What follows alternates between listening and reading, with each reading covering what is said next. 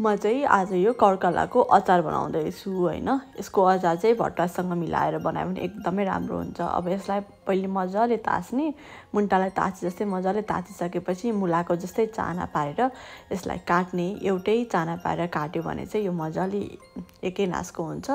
त्यसपछि तेलमा पञ्चफुरन फुराइसकेर थोरै बेसा राखेर अब यो कर्कलालाई मजाले फ्राई गर्ने। यसलाई 5 मिनेट जस्तो फ्राई हुन दिने। त्यसमा नुन थोरै राख्दिनुस् ताकि यसको सबै पानीहरू निस्कियोस्। अब यो फ्राई भइसक्छ।